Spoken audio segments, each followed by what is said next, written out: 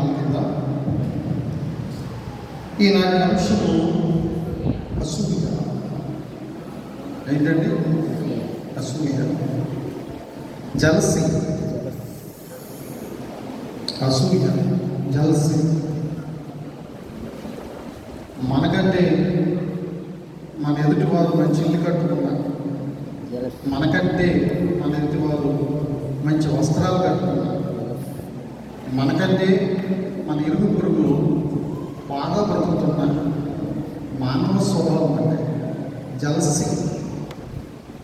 ఎంతో కొంత మార్పులేని తనంతో మానవుని మనుగడ కొనసాగుతూ ఉంది, మనిషి పట్ల మనిషి. అవునంటారా కదంటారా? వాస్తవం ఇది, ఒక్కొక్క తప్పదు. ప్రతి ఒక్కరి జీవితంలోనూ ఇదే కొనసాగుతుంది. ఈ మనుష్యుల పతనానికి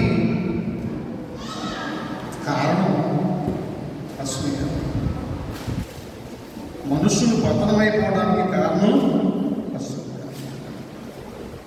ఎక్కడో ఆకాశంలో ఎర్రగెర్రలు కొడుతూ ఎగురులు కొడుతూ కనిపిస్తుంది ఒక పక్షి. ఏంటది? ఏదైనా గుడ్డు చనిపోయిందనుకోండి, దూరంగా పారేస్తారు. ఎక్కడో చాలా దూరంగా ఆకాశంలో గింగిర్లు కొడుతూ రౌండ్స్ కొడుతూ కనిపిస్తుంది పెద్ద పక్షి, రాబోతు. ఏంటన్నది? రాబోతు యొక్క తత్వం ఏంటంటే చనిపోయి పారేసినటువంటి కళేబరాన్ని పీక్కుని తింటుంది, పీక్కు తింటుంది.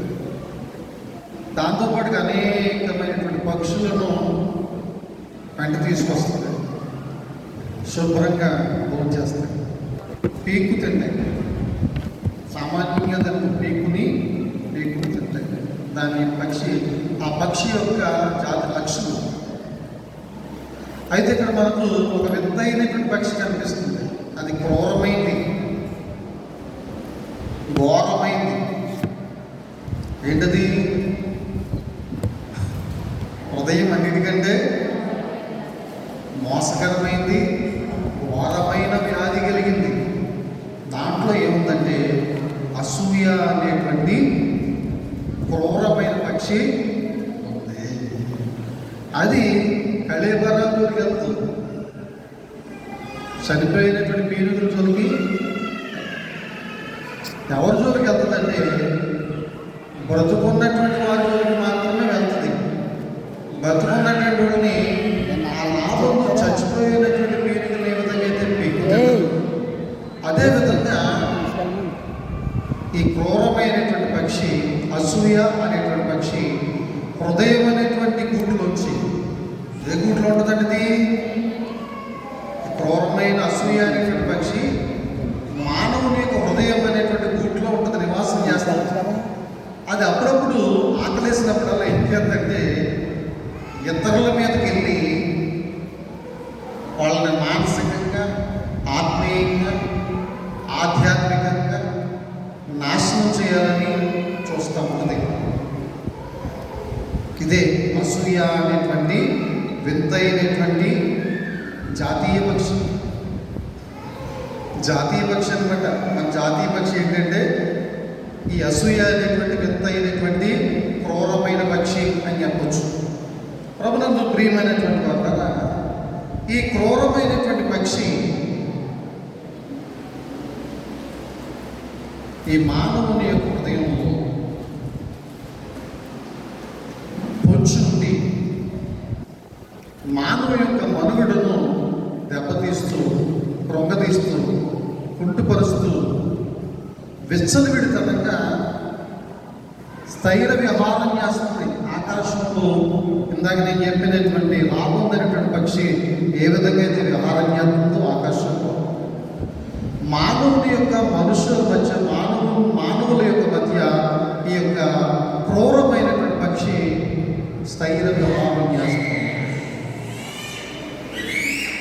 పలుమార్లు అనేకులను హింసిస్తుంది, పలుమార్లు అనేకులను బాధపరుస్తుంది, పలుమార్లు అనేకుల మీద విరుచుకుపడుతుంది ఈ అసూయ అనేటువంటి పక్షి. తద్వారా తన ద్వారా అనేకులను హింసించడానికి హింసకు గురి చేయడానికి, శిక్షించడానికి, మరణానికి అప్పగించడానికి సైతము అనేకులను పురికొల్పుతుంది. ఈ అసూయ అనేటువంటి పక్షి అంత ప్రమాదకరమైంది. అసూయ అనే పక్షి ఎంత ప్రమాదకరమైందండి? చాలా ఘోరమైన వ్యాధి కలిగింది కనుక చాలా ప్రమాదకరమైంది. అసూయ అనేటువంటి పక్షి మనుషుని యొక్క ప్రాణాలను తీయటానికి కూడా లెక్క చేయలేదు. ఉదయపోతాడు ఉంటే ఉంటాడు, నాకెందుకు అని మానసికంగా క్షోభకు గురి చేసేటువంటి తత్వం. ఏం జరిగితే నాకెందుకు, నేను సేవ అవ్వాలి, నేను అనుకున్నది సాధించాలనేటువంటి కక్ష సాధింపు చర్యలు జరిగించేటువంటి ఈ అసూయ అనేటువంటి పక్షి మూలంగా అనేక కుటుంబాలు నాశనమైపోతా ఉన్నాయి. ప్రభునందు ప్రియమైనటువంటి వారు, ఈ అసూయ పడినటువంటి విధానాన్ని బట్టి దేవుడు చాలా బాధపడుతూ ఉన్నాడు. ఆయన ఏమనుకుంటాడంటే, నరులను నేను ఎందుకు చేశానా అని బాధపడుతున్నాడు. ముందుగా ఏమనుకుంటాడు ఆయన? నరులను నేను ఎందుకు చేశాను ఆయన, తలకాయ పోటు ఎందుకు వచ్చుకోవడం నాకు ఇది అని అనుకున్నాడంటే ఆయన మనుషులు చేసినప్పుడు. ప్రసంగి గ్రంథం 7వ అధ్యాయం 9వ వచనంలో ఒక మాట చదువుకుందాం. ప్రసంగి 7:9.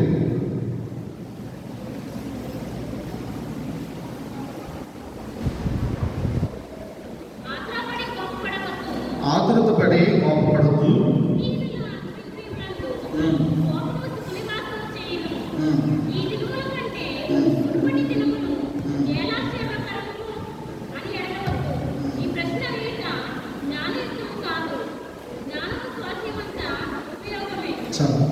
ప్రభునందు ప్రియమైనటువంటి వాళ్ళ, ఈ అసూయ ఇంతగా పేటరేగిపోవడానికి కారణం ఏంటంటే మనుషులలో ఉన్నటువంటి కోపం అంట. కోపం కూడా పాపమేనా కదా? చిన్న విషయానికి పెద్ద విషయానికి టెంప్ట్ అయిపోతూ ఉంటే, కోపపడిపోతూ ఉంటే, ఆ కోపం ద్వారా ఇతరులను అసూయ అనేటువంటి రాగద్వేషాలు అనేటువంటి కత్తుల చేత బాధ పెట్టేటువంటి పరిస్థితి ఎదురవుతుంది. కోపం తగ్గించుకోవాలి ప్రతి ఒక్కరు. దేవుడు నరులను యథార్థవంతులుగా పుట్టించాడు, కానీ వారు వివిధ తంత్రాలు కల్పించుకొని ఉన్నారు.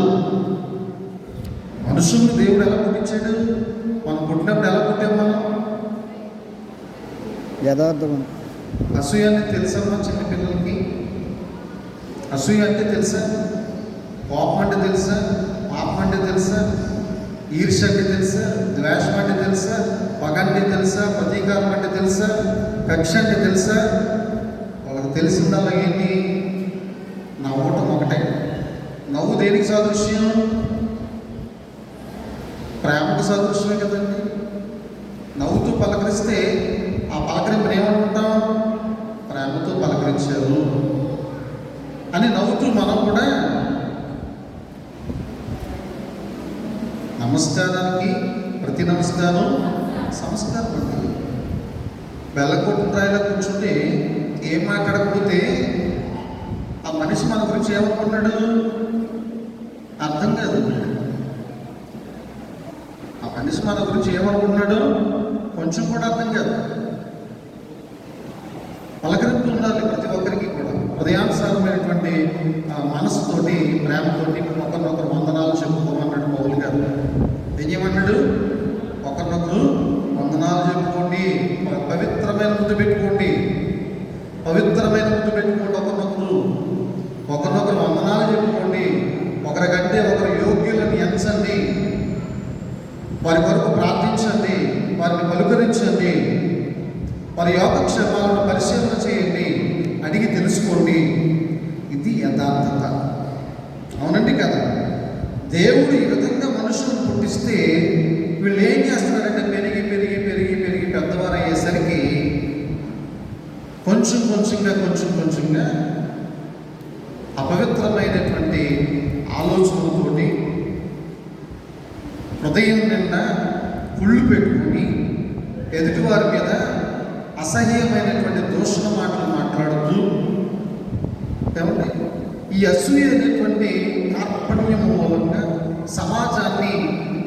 నాశనానికి నడిపిస్తా ఉన్నారు ఈ అసూయ పరులు.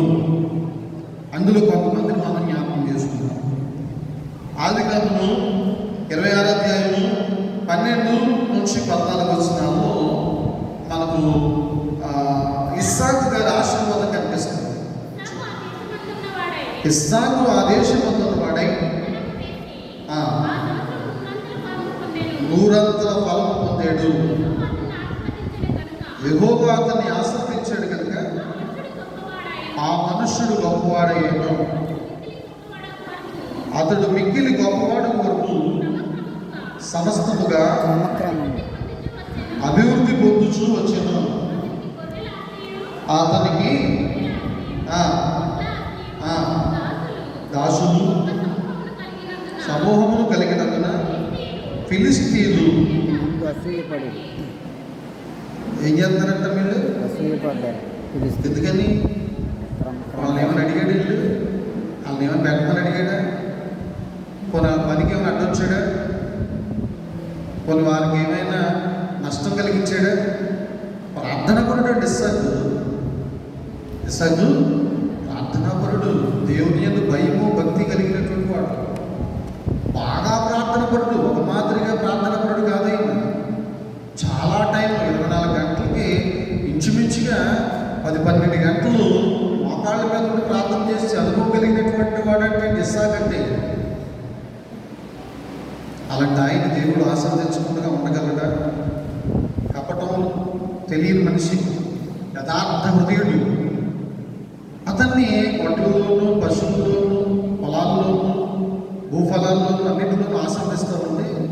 ఫిలిస్తీన్లంట ఏం చేశారంటే ఆయన చూసి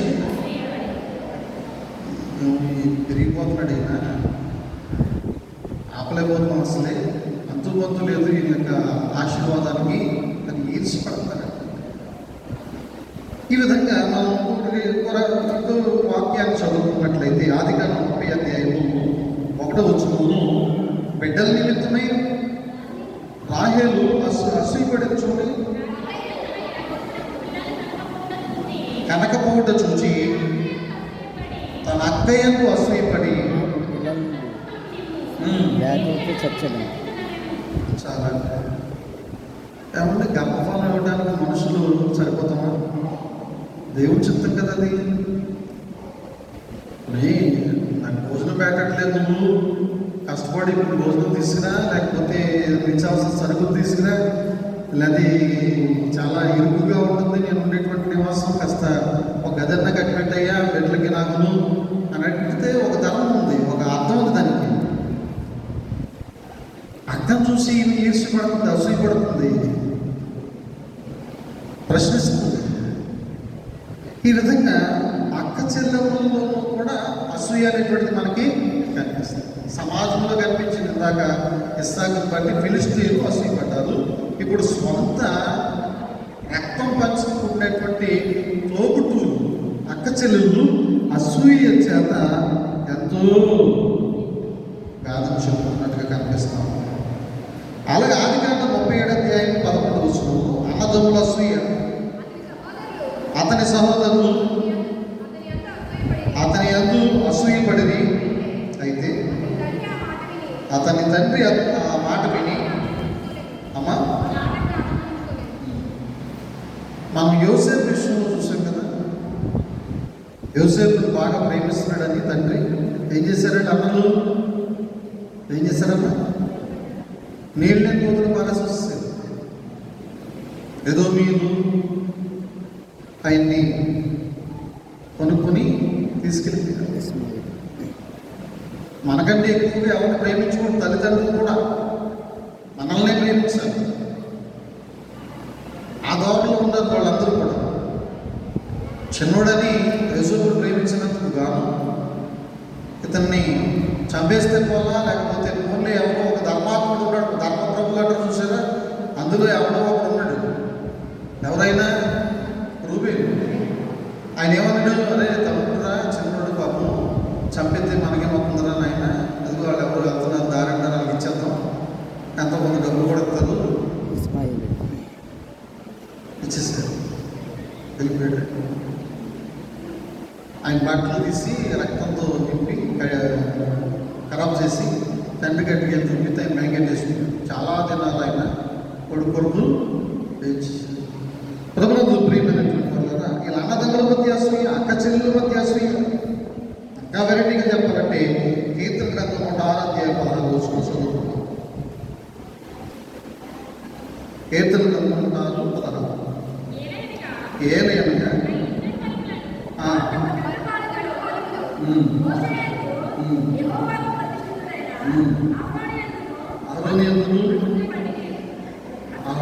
అసూయ పడింది.